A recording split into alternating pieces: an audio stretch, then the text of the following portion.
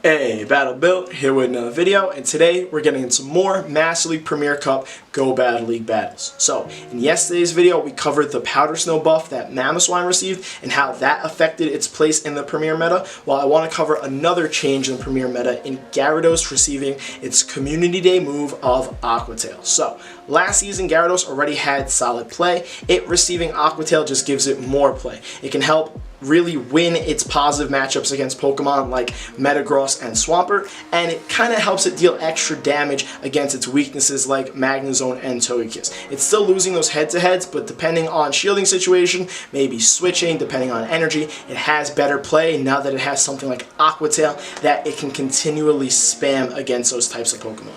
If you'd like to see continued play, not only am I going to go over it in this video, but I actually came up with a team that I'm really liking. So if you want to check me out on Twitch, I really hope I'm pointing the right way. If you want to check me out on Twitch, no, I'm not pointing the right way, it's not on the screen.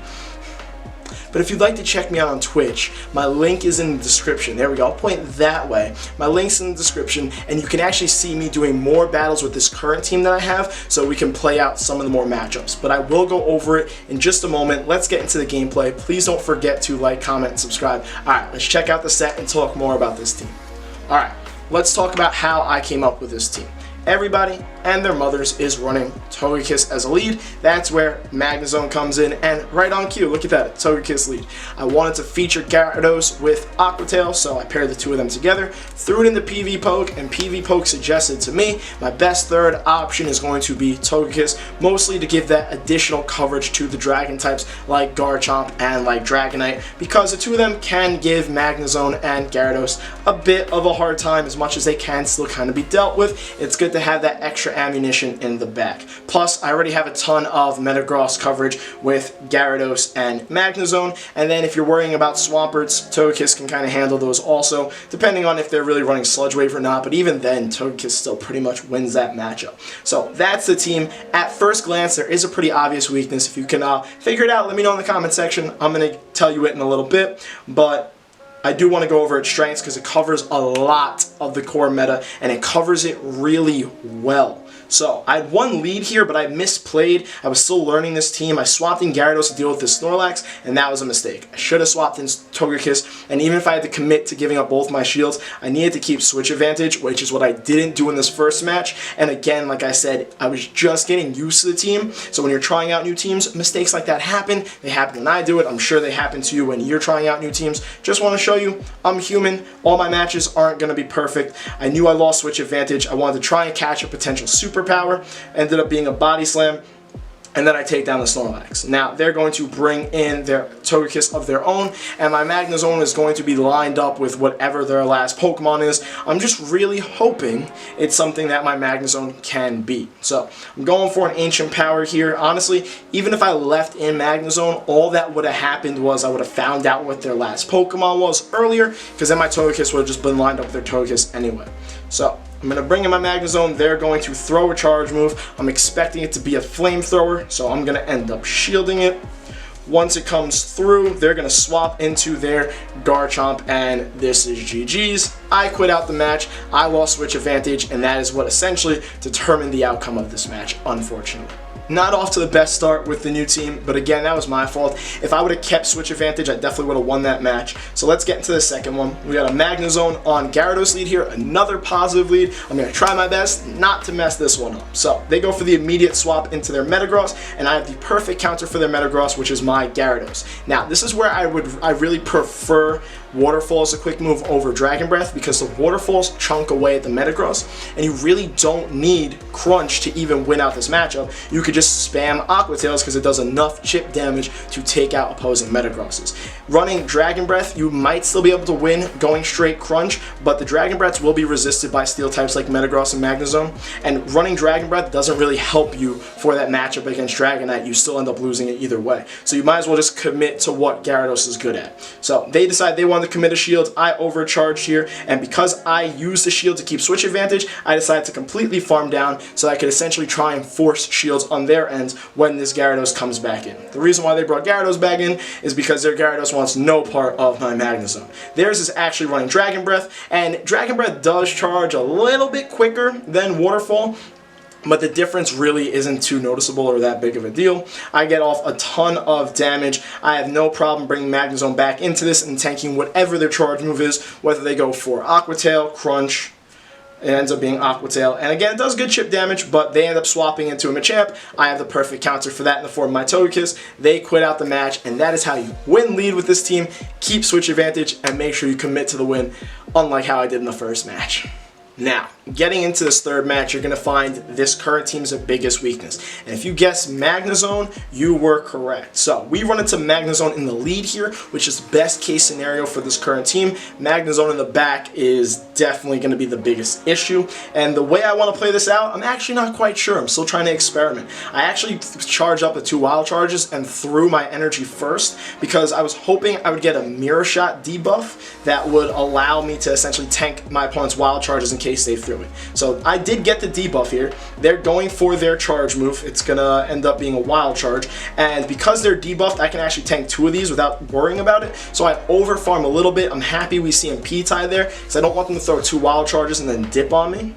But what my opponent does here is really smart. So I'm going for this wild charge here because they're double debuff. This wild charge would take out their Magnezone. They shield it. They end up staying in, I guess, hoping they could spark me down. And we see MP tie. Because they use a shield, I'm going to use a shield. And because their defense is so debuffed, I know my next wild charge will completely one-shot them. Honestly, they didn't even need a wild charge there. It could have gone to a Mirror Shot and that would have taken out my remaining health. But they double shield and that becomes an issue. So we both simultaneously swap, and that actually ends up being worse for me because that Magnezone still has a good chunk of health, and Gyarados with Waterfall, Aqua Tail, and a shield would have been a much better matchup against that Magnezone instead of my Togekiss in the back. Now, the positive about, or not really the positive, the saving grace that this backline has is, again, the Waterfall Aqua Tail damage against Magnezone, and Togekiss has access to Flamethrower, but it takes like forever to get to,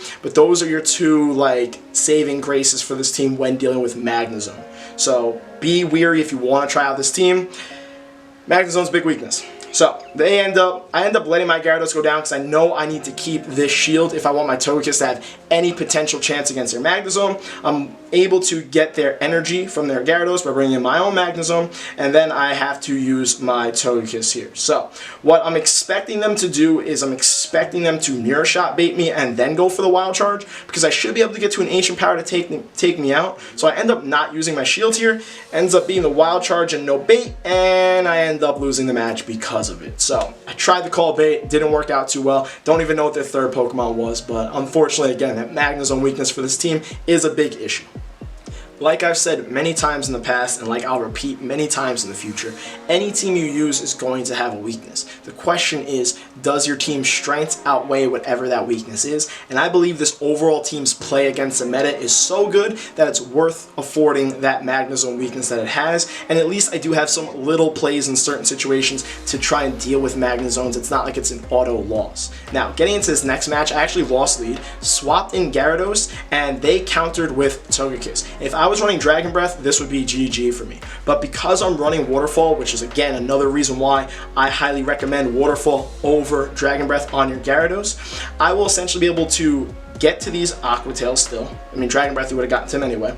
Get a shield, but the Waterfalls will outpace the damage. So as long as I shield this Ancient Power that's about to come through, I will be able to Waterfall down this Togekiss before it's able to charm me down, which is something that Dragon Breath would not have been able to afford you. So I'm able to take back switch advantage, which is huge. They're going to bring in their Garchomp to try and Mudshot farm me down. I'm going to get to an Aqua Tail because of it and deal this neutral damage to their Garchomp, and they can farm away. All that energy is going to be wasted once they end up finding out that I have a Togekiss in the back.